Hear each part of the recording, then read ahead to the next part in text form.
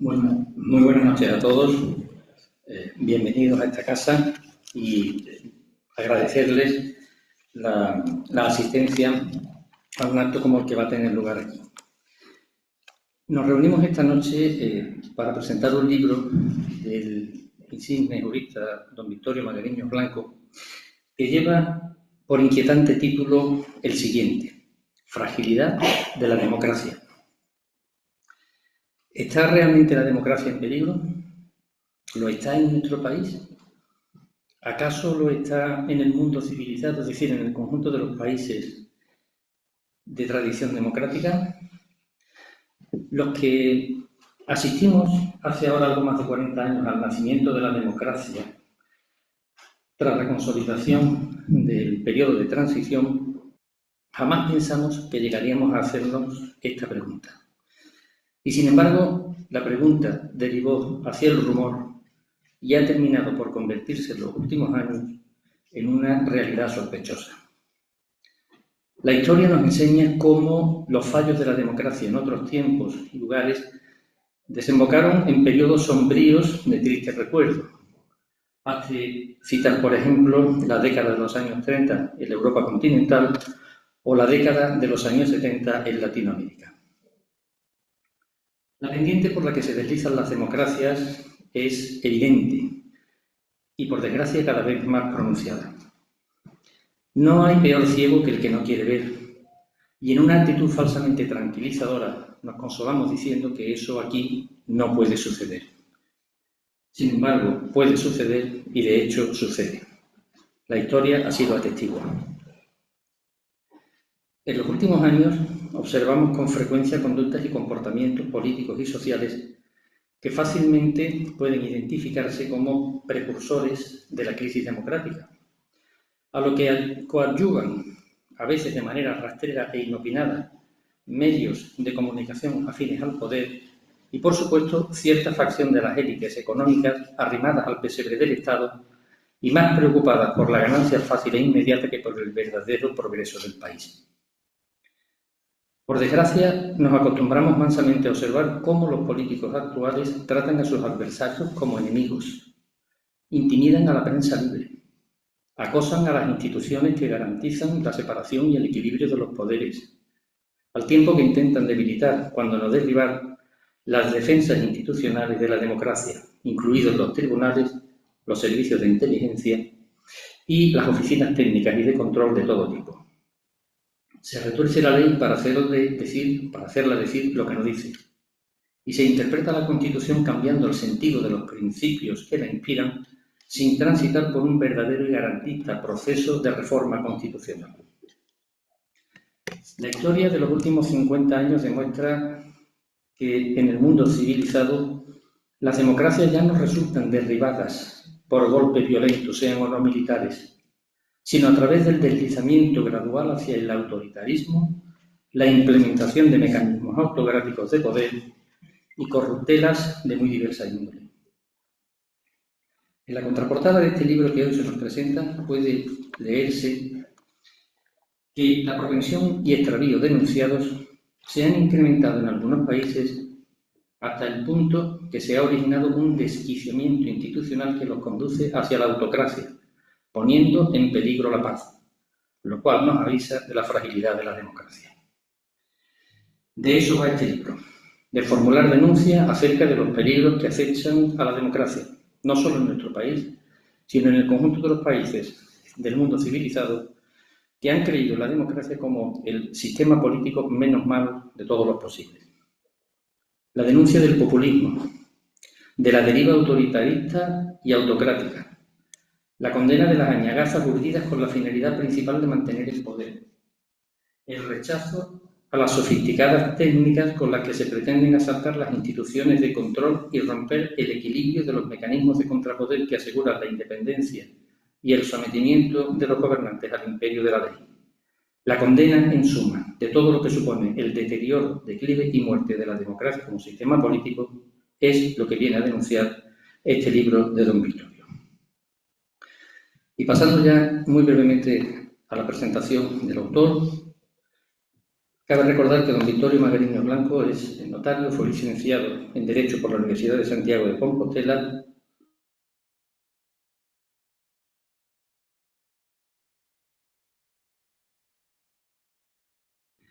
cofundador de la Academia Sevillana del Notariado como foro de debate jurídico no solo notarial, sino también de otras disciplinas jurídicas y seno de la Academia de Preparación al Cuerpo de Opositores de Notarios. Don Victorio es también académico de número de la Real Academia Sevillana de Legislación y Jurisprudencia, académico de honor de la Real Academia Nacional de Legislación y Jurisprudencia y académico correspondiente de las Reales Academias de Legislación y Jurisprudencia de Extremadura, Granada y Galicia. También lo es de la Academia Nacional de Derecho y Ciencias Sociales de Córdoba en Argentina. Dedica actualmente su labor entre conferencias, libros y charlas a su incesante trabajo al servicio de la Comisión General de Codificación de la que forma parte y en cuyo seno mantiene la quijotesca, que no por ello perdida y por supuesto no improductiva, tarea de luchar sobre la libertad de testar y por la supresión de lo que él entiende como el privilegio de las legítimas.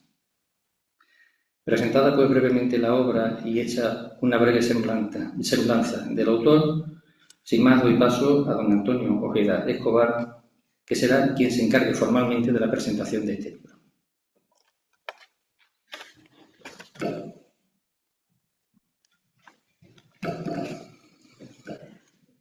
Ilustrísimo señor vicedecano del Colegio Notarial de Andalucía, señor presidente de la Academia Sevillana de Legislación y Jurisprudencia, querido Victorio, señoras, señores, compañeros académicos.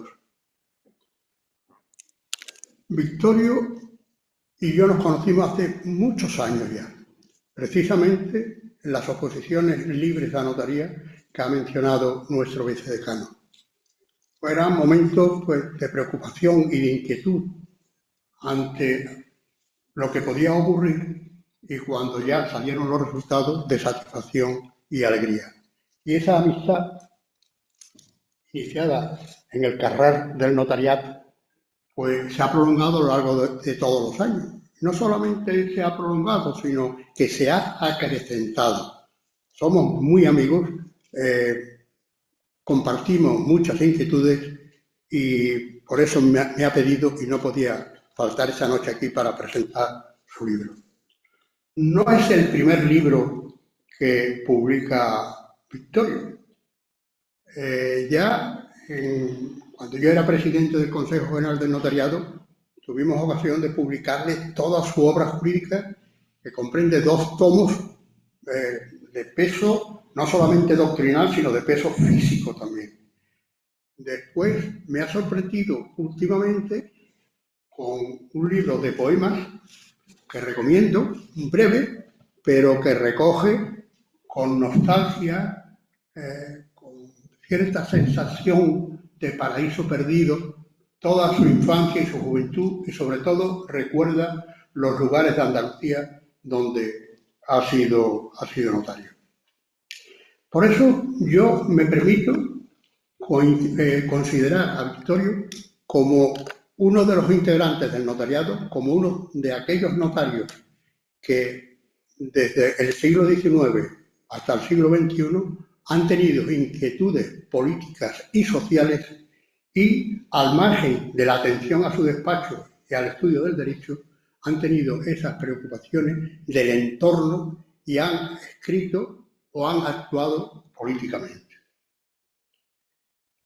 Como decía muy bien el vicedecano, la democracia hasta ahora parecía consolidada. Me voy a permitir leer una frase que en su tiempo fue famosísima, 1989, cuando se hunde el mundo comunista, de un americano que le resultará conocido porque es un historiador sociólogo de fama mundial, Francis Fukuyama. Dijo textualmente: punto final a la evolución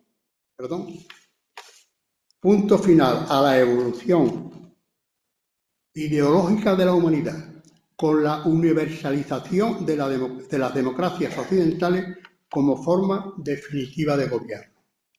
En aquel momento esa era la sensación generalizada. Y como suele ocurrir con los profetas sociales, Fukuyama se ha equivocado. Y se ha equivocado porque aquella democracia que todos considerábamos consolidada, fuerte y ya casi de extensión mundial, no es así. Aparte de los regresos o retornos que ha habido a situaciones autoritarias, incluso democracias consolidadas están en peligro, no, como decía acertadamente también el vicedecano, no por marchas sobre Roma, por golpes de Estado o por acceso facilitado al poder como ocurrió en enero de 1933, sino que las democracias actuales están amenazadas internamente por sus propios actores en algunos casos y por sus propios problemas a no encontrar una solución adecuada.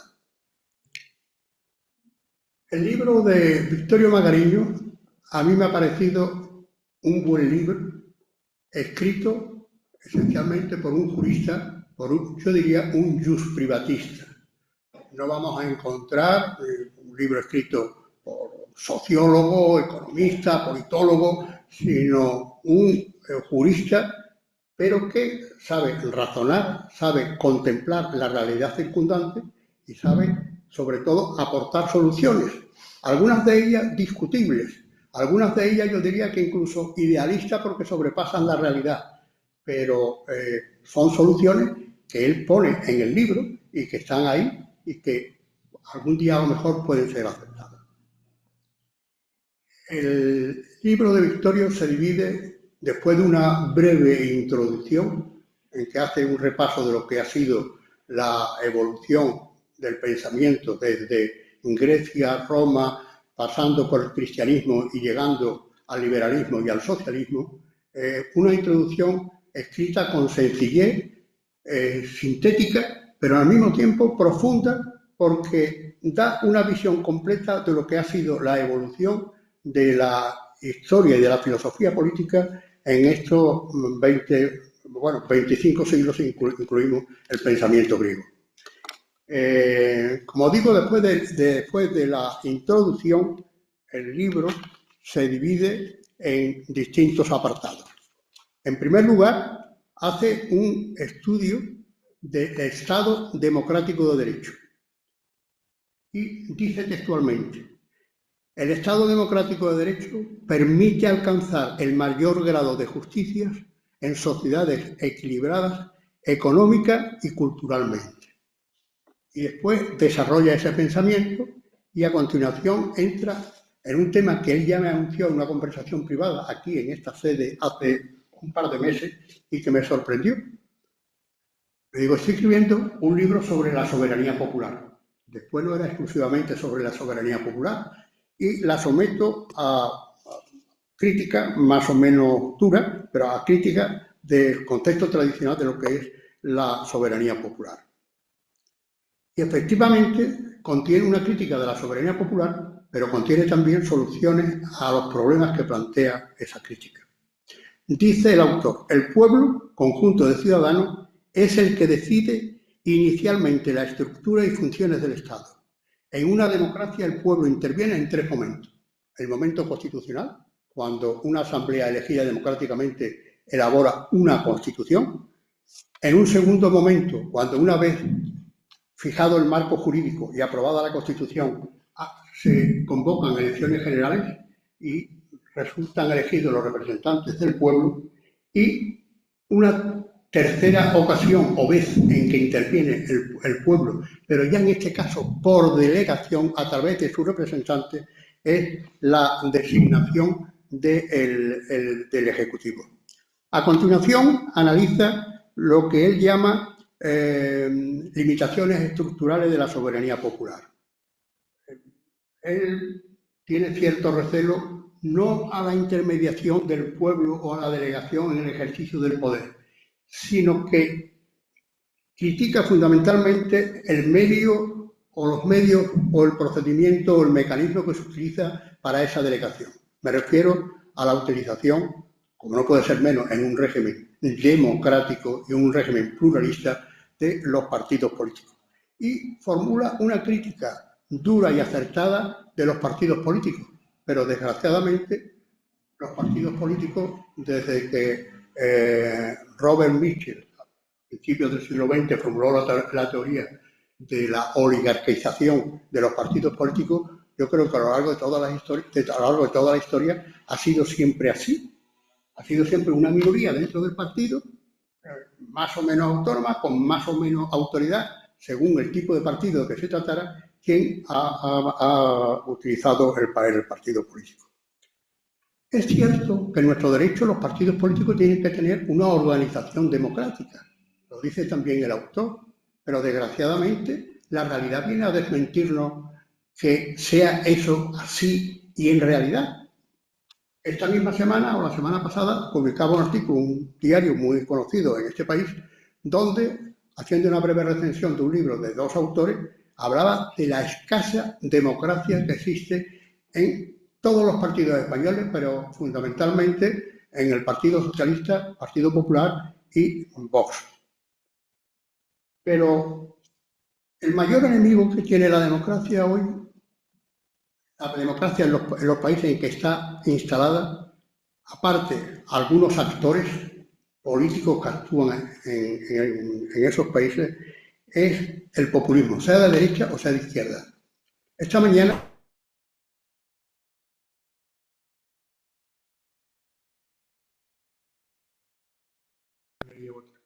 he encontrado un libro, novedad reciente, que se llama El tecnopopulismo, y por lo que he podido leer en la solapa de presentación, decía que la democracia tiene, y citaba partidos concretos, no españoles, pero sí de Francia y de Italia, que la democracia se ve amenazada por los llamados sabios, el tecno, y por el populismo, sea de derecha o de izquierda.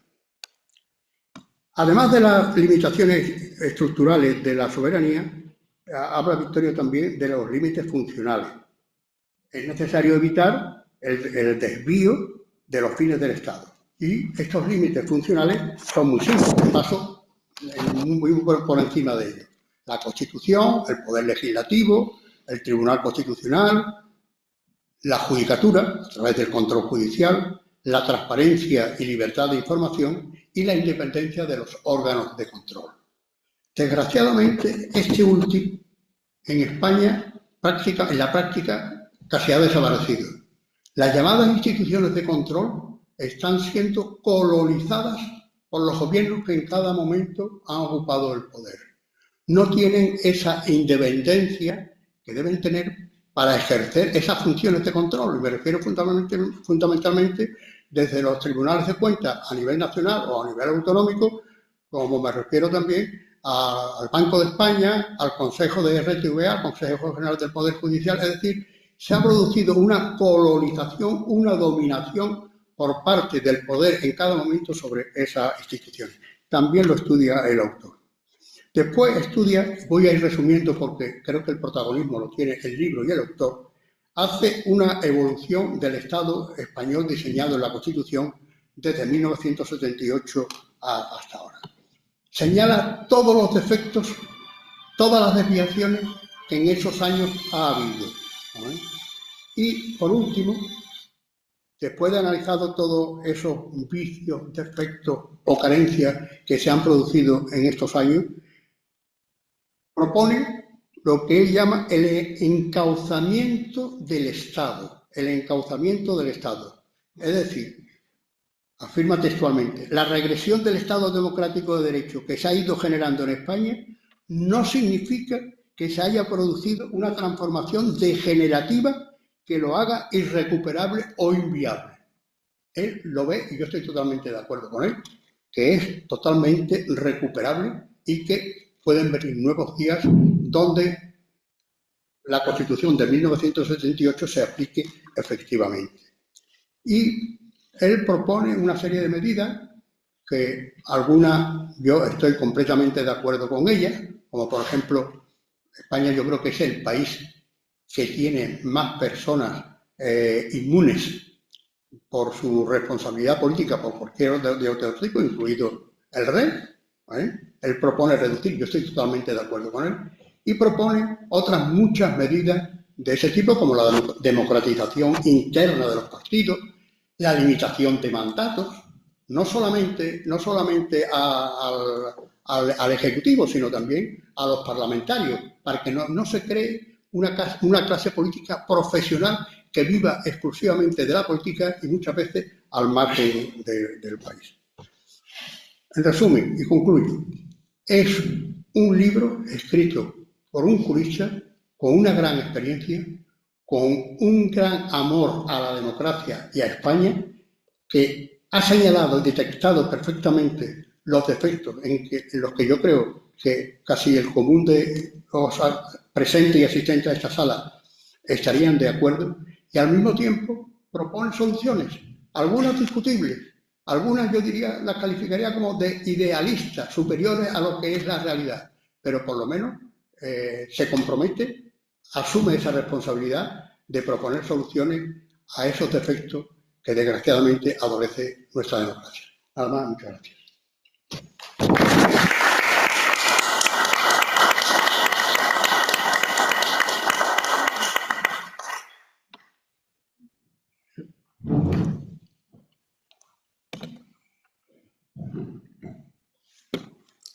Gracias, Manuel Seda, decano del Colegio Notarial. Representas, falta el presidente de la Academia del Notariado, que junto con el Colegio Notarial son las dos instituciones a las que dediqué tantos años de mi vida. Gracias, Antonio, compañero de promoción, amigo demostrado, por tu presentación que es hija de amistad y aprecio. Gracias a todos los que habéis venido y habéis tenido la generosidad de acompañarme en este acto. Os preguntaréis por qué un notario, cuya función profesional se mueve en el ámbito de las relaciones privadas, reflexiona, escribe y publica un ensayo sobre el Estado, la democracia y el derecho, con un título tan definitorio como Fragilidad de la democracia. Lo explico. El derecho, el verdadero, busca la justicia, por lo que el jurista siente la inquietud que le lleva a indagar el proceso de su creación. Me han impulsado, además, dos instituciones con las que colaboré durante muchos años. La Academia Sevillana del Notariado, en la que se analizaban las leyes que se iban promulgando. Iba notando en todas las intervenciones los desvíos de las claves del verdadero derecho, fijándome principalmente en aquel entonces en la seguridad jurídica, tan lograda en el ámbito privado a través de la intervención notarial y garantía registrada, y tan distante en otros ámbitos jurídicos. Fue este tema la base de mi discurso de ingreso en la Real Academia de Jurisprudencia y Legislación de Sevilla en el año 1992 y de mi ensayo sobre la seguridad jurídica y el Estado de Derecho en España. De manera que mi simpatía o, digamos, escape del derecho privado es de muy atrás.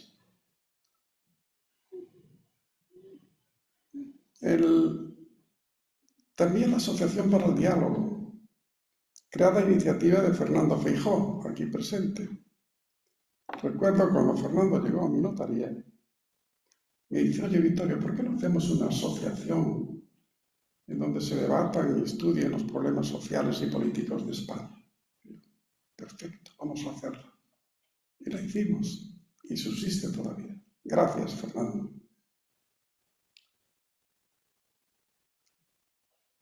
La primera parte del libro, como ya expuso mi compañero, es una reflexión sobre el Estado democrático de derecho. Él ya hizo una síntesis, yo voy a hacerla, que probablemente sea compatible, de la siguiente manera, porque la parte segunda y la tercera no voy a referirme a ella porque si no, no me vais a leer el libro. De manera que empiezo con la primera. Se analizan la estructura y funciones de la soberanía popular, esencia de la democracia, el derecho como clave del Estado justo y el ámbito territorial del Estado. Veamos en primer lugar la democracia. Es un término o concepto del que se ha hecho un uso excesivo y extensivo, sin percatarse de que la soberanía popular es insuficiente para realizar los fines del Estado, pues tiene limitaciones importantes, como veremos. Existe un primer límite conceptual. El pueblo no puede optar por un sistema que elimine los controles sobre el ejercicio del poder sin desnaturalizar su esencia. Si en el momento inicial decide prescindir de su vigilancia posterior, está eligiendo un sistema autoritario, muy distinto al democrático. Tal decisión sería un democidio. La soberanía popular tiene además límites estructurales. El control por el pueblo de la actuación de los organismos políticos del Estado es relativo y limitado. El pueblo no es un ente unitario, ni siquiera constituye un conjunto homogéneo, sino que se diluye en individuos con sus opiniones distintas. El pueblo no decide de forma directa, sino mediante delegación en un número reducido de personas, la mayoría desconocidos. Pero además, la delegación se realiza a través de instituciones intermedias, creadas para canalizar y facilitar el proceso de realización de la soberanía popular. Son los partidos o agrupaciones políticas.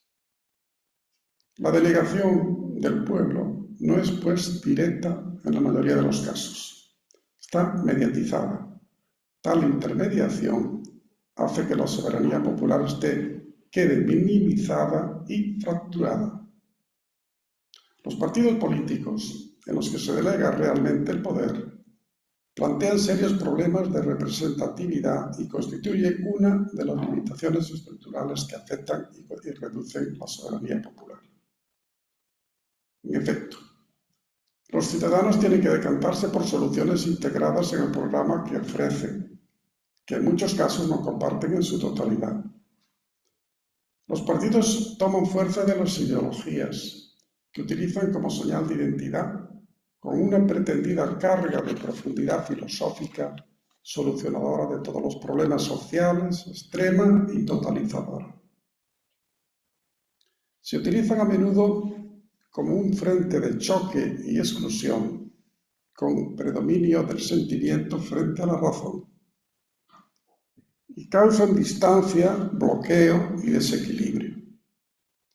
Sin embargo, sus seguidores pasan por alto que los que ostentan la dirección de los partidos se desvían en demasiadas ocasiones de lo expuesto y ofrecido, o lo desfiguran acudiendo a nuevas propuestas que dejan en la penumbra la oferta inicial, ocultando su incumplimiento. En los últimos tiempos, los nuevos problemas que el pueblo percibe y sufre, como los provocados por la inmigración, el multiculturalismo, el acceso a la vivienda, el cambio climático, el problema del género, la falta de educación y el respeto a la verdad, han sido causa del nacimiento de nuevas agrupaciones políticas y que extreman las propuestas y rivalizan con alta dosis de confrontación y negación del contrario, marginando el diálogo enriquecedor y el respeto mutuo. El panorama político se ha complicado. El gobierno de los estados se hace difícil. El encerramiento sentimental y la conflictividad social aumentan. La experiencia demuestra que la delegación partidaria y las ideologías no constituyen suficiente garantía de buen gobierno, sobre todo si se extreman y originan cerrazón dogmática. Pero además, los partidos políticos no son el pueblo. Son organizaciones destinadas a tomar y ejercer el poder, especializadas en técnicas de propaganda y captación de clientela, integradas por personas profesionalizadas que terminan subordinando los intereses de los ciudadanos a los del partido en aras de la consecución y permanencia en el poder. Existe una impotencia en el pueblo que conduce a una delegación llena de incertidumbre acerca de sus representantes. Otro de los problemas que suele generar la delegación es que la legitimación de origen que debería proporcionar la soberanía popular se suele sobrevalorar por los representantes, los cuales tienden a considerar su elección como un refrendo personal. Esta creencia les lleva a saltar con excesiva facilidad no solo los programas y promesas en los que basan su propuesta, sino también el derecho, que retuercen y cambian a conveniencia para ampliar su poder e influencia. La actuación de los partidos ha provocado en demasiadas ocasiones una reducción de la democracia. Sus líderes se distancian de los ciudadanos, hacia los que se vuelven cautelosos y amables en época electoral. La incongruencia entre las ideas y planes que siguen y su actuación cuando acceden al poder. El incumplimiento de los programas que utilizan como señuelo y propaganda. La utilización y colonización de las instituciones neutras con el fin de mantenerse en el poder. La argucia y el engaño, acudiendo para su justificación cínicamente a razones de Estado. Todo ello ha provocado la desconfianza de una gran parte de los ciudadanos y pone en grave aprieto el sistema democrático. La desconfianza en los partidos políticos es significativa. Según el Eurobarómetro 2023, la media europea de desconfianza es de un 75%. En España, el 90% desconfía de los partidos políticos. El problema del ajustamiento de la soberanía popular a sus límites estructurales se ha complicado en los últimos tiempos. Los viejos partidos han perdido impulso ideológico y fortaleza moral.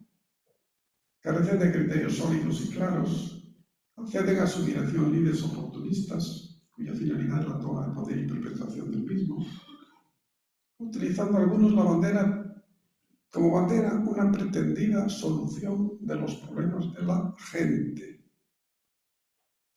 Su inconsistencia y desprecio del debate razonable los está llevando por un camino populista, desconectando con el respeto a la alternancia y a la oposición, a la que combaten como enemiga, tratando de monopolizar la dirección política, fomentando el frentismo y buscando la anulación o destrucción política del competidor.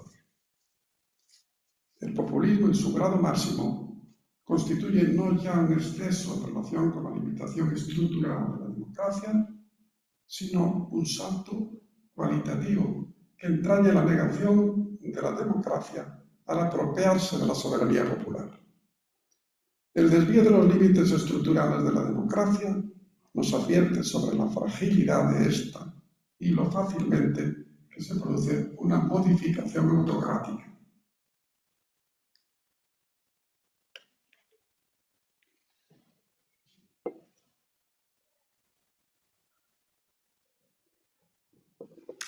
Pero además de estos límites estructurales, existen otros de carácter funcional. La democracia es un instrumento de control del poder político. Ahí termina su función. Por eso, cuando se pretende aplicar el esquema de la democracia a instituciones que por propia naturaleza y fines exigen conocimientos técnicos y por lo tanto métodos de solución que los valoren, la soberanía popular provoca distorsión. También cuando se utiliza para resolver problemas de justicia. Una sociedad desarrollada no puede hacer de la soberanía popular el paradigma y método único de solución de todos los problemas sociales. Fundamentalismo democrático. El control del poder a través de la soberanía popular es insuficiente. Para conseguir el equilibrio se necesitan otros resortes y contrapesos que eviten el abuso. La democracia es un sistema frágil afectado por la tendencia partidaria constatada a saltar o desviarse de su estructura y función. Por todo ello, es preciso establecer límites temporales, fijando la duración del mandato y de la reelección, considerar respetar las limitaciones inherentes a la soberanía popular y establecer métodos rigurosos de control que eviten el desvío de fines del Estado y garanticen la actuación leal de los miembros de este organismo tan complejo. Concretamente, es necesario el complemento de instituciones que vigilen el buen funcionamiento de los denominados poderes del Estado, que a mi juicio no deberían llamarse poderes, sino funciones, servicios. En especial al Ejecutivo, que es el que se ejerce con mayor discrecionalidad. El primer y más directo control es el que deben realizar los representantes del pueblo que componen el órgano legislativo. Si este órgano no estuviera mediatizado de modo partidario y actuase con rigor, sería el primer garante y cuidador de la lealtad y cumplimiento de los valores recogidos en la Constitución. Pero difícilmente funciona con tal pulcritud. De ahí la necesidad de los tribunales constitucionales. Pero ni el legislativo ni el Tribunal Constitucional son suficientes. Es necesaria la transparencia y la información rigurosa y veraz del Estado y de la sociedad, libre, sin intromisión partidaria. Para lograr una convivencia pacífica, perseguida por la justicia, no basta un Estado democrático. El pueblo tiene en la práctica dificultades para realizar un control que impida el abuso y el desvío de los fines del Estado. El derecho es el segundo pilar sobre el que se asienta el Estado para una sociedad pacífica. Es el medio más completo y avanzado en la lucha por eliminar la arbitrariedad. En este sentido, el verdadero derecho trasciende la democracia, pues las normas jurídicas han de estar inspiradas y transidas de los fines del Estado. Es este el significado que tiene la afirmación de que el Estado ha de ser también, además de democrático, un Estado de derecho. En consecuencia, se podría entender que la soberanía popular, en proceso de inversión lógica, es dependiente del derecho, pues el órgano representativo con función legislativa tiene que cumplir sus principios o valores, que a su vez deben estar proclamados en la Constitución. El derecho, en este sentido, es paralelo y se podría decir incluso que sobrepasa la soberanía popular. Por lo que, aunque parezca paradójico, esta es subsidiaria del verdadero derecho. Pero ahora estaréis preguntando, ¿qué es el verdadero derecho? El verdadero derecho es el que acoge las bases que permiten realizar los fines del Estado, que son la libertad, la igualdad y la seguridad. El equilibrio de los citados valores nos lleva a la justicia, que es el deseo de todos los ciudadanos, es la garantía de la dignidad y del desarrollo del proyecto vital de cada individuo. Es el fin último y radical del Estado. Pero la libertad y la igualdad son conceptos relativos. La libertad está naturalmente limitada por exigencias de convivencia. En cuanto a la igualdad, la absoluta, real y efectiva es prácticamente inviable en una sociedad libre.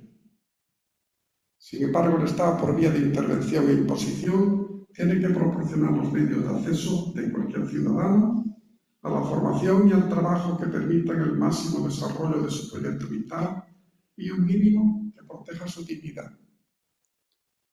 Por lo que se refiere a la seguridad, exige un marco jurídico estable e inteligible que garantice confianza y tranquilidad. Implica evitar la hipocresía legislativa, leyes que anuncian una solución que su articulado no recoge, las normas encubiertas o emboscadas, la ley de presupuestos, que incorpora regulación de materias que nada tienen que ver con la causa que la motiva, las leyes incompletas y las hijas de una excesiva ideologización y falta de debate que nacen con el estigma de la provisionalidad. Cuando cambie el gobierno, seguramente, probablemente, cambiarán las leyes. En la cabecera de los fines del Estado está la justicia. En la medida que este es el resultado de la suma equilibrada de los tres valores, libertad, igualdad y seguridad, que son variables e indeterminados, es un concepto relativo y, por tanto, de realización aproximativa. Su aproximación demostrará la bondad y altura de miras de los representantes del pueblo. Pero el derecho no está completo con su mera formulación, pues solo se logrará su eficacia si asegura su cumplimiento. Para que el derecho se cumpla, es necesaria la existencia de un órgano especial destinado a tal fin, principalmente el judicial. La selección de las personas encargadas de administrar justicia debe estar limpia de toda influencia, principalmente. De ahí la insuficiencia de la soberanía popular y su falta de idoneidad para efectuar la elección de aquellas. Es necesaria neutralidad ideológica. Los prejuicios, incluyendo los de naturaleza política, aunque se muestren bajo conceptos o términos aparentemente desvinculados de la misma, pero con un sesgo que les diferencia inoportunamente como progresistas o conservadores que inadecuadamente se utilizan en España, dejando entrever acercamiento partidario, desdibujan o empañan la objetividad y el rigor de las resoluciones judiciales. Los jueces no tienen por qué ser ni progresistas ni conservadores. Les basta con ser actuales, estar en el mundo y abiertos intelectualmente. Los prejuicios se curan con una consistente preparación jurídica y continuada. El libro analiza también, en el libro se analiza el ámbito territorial del Estado. El Estado es la organización jurídica de la sociedad que se ha afianzado como la más adecuada para la consecución de una sociedad ordenada y pacífica dentro de un territorio. El concepto de Estado, que es aséptico, técnico-jurídico, se fortalece como un complemento que lo hace más inteligible y cercano a los ciudadanos, que lo humaniza. Es el concepto de nación. Sin embargo, el progreso hacia la justicia supone un camino expansivo que amplía su campo de acción, como el que podría ofrecer el proceso de la Unión de Estados que va arraigando en Europa. Es una regresión que, después de haberse consolidado un espacio extenso de organización eficiente y justa, se pretende y luche por desintegración en otros que achican el ya conseguido más amplio y esencial, que facilite una mayor solidaridad e igualdad y, por tanto, aproximación a la justicia. En la segunda parte del ensayo se analiza la evolución del Estado español desde la Constitución del 78 y si se han cumplido las pautas señaladas para lograr un Estado justo.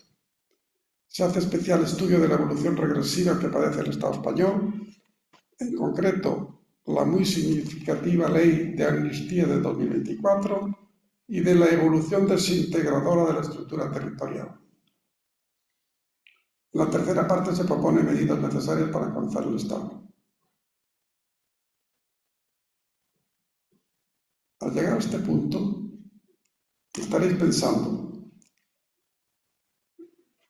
lo que se ha expuesto puede ser razonable o no, pero lo importante es cómo evitar que se retuerzan los resortes del Estado democrático de derecho. Porque de nada sirve que la Constitución recoja y regule con pulcritud los principios básicos y valores adecuados a una sociedad más justa si los políticos, encorsetados en una ideología o en la rigidez de un partido, con actitud desleal, traicionan el esquema del Estado democrático de derecho y la sociedad pasiva renuncia a la participación política y a la exigencia del encauzamiento. Por eso, la clave final y verdaderamente eficaz para el buen funcionamiento del Estado es la cultura y la participación.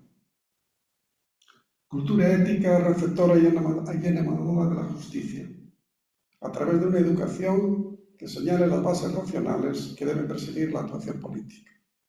Una educación que impulse un pensamiento que mantenga vivo el espíritu crítico y participativo de los ciudadanos a través de instituciones civiles con peso social suficiente para frenar tendencia expansiva del poder político y controlar el ejercicio del mismo. Es de admirar y de ayudar instituciones como la que antes de ayer presentó aquí el informe técnicamente perfecto de la Fundación Hay Derecho. Es precisamente el pueblo, curiosamente otra vez llegamos a la soberanía popular como clave de la democracia, Es el pueblo, los ciudadanos más activos, los que tomando la iniciativa deberán dar la voz de alarma y señalar las claves del progreso y de la paz, impulsando una cultura que impregne la actuación política de austeridad, prudencia, moderación, ejemplaridad y acercamiento a los ciudadanos. Todos debemos saber que los derechos implican la contrapartida de un deber, que la libertad lleva aparejada responsabilidad, que una conducta guiada por la verdad y el respeto a los demás es fuente de paz, que la dedicación a la política no puede traspasar los límites de la delegación dispensada o concedida, que el poder que se delega es el estrictamente necesario para realizar el programa propuesto. Es un préstamo.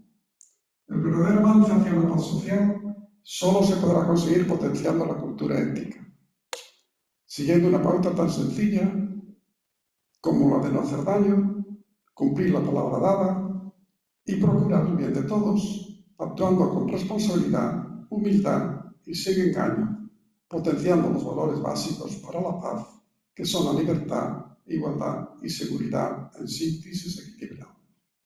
Es difícil conseguirlo, en especial que la cultura ética alumbre el devenir político que podría entenderse como una utopía. Sin embargo, la experiencia vivida, que la historia corrobora de modo visible y doloroso, sobre todo después de los errores que han sido causa de conflictos y de guerra, nos ilumina e indica que es en la ética, en los valores morales, donde reside la clave del progreso y de la paz. Y así termina este ensayo, que es una invitación a la reflexión sobre el Estado y la justicia. Muchas gracias.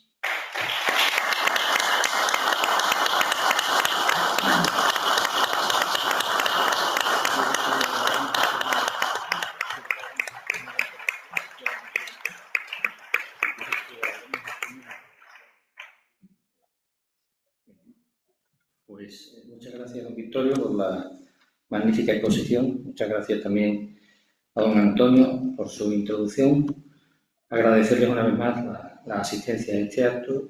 Quedamos aquí ya por concluir. Tengan muy buenas noches. Muy buena, Victorio.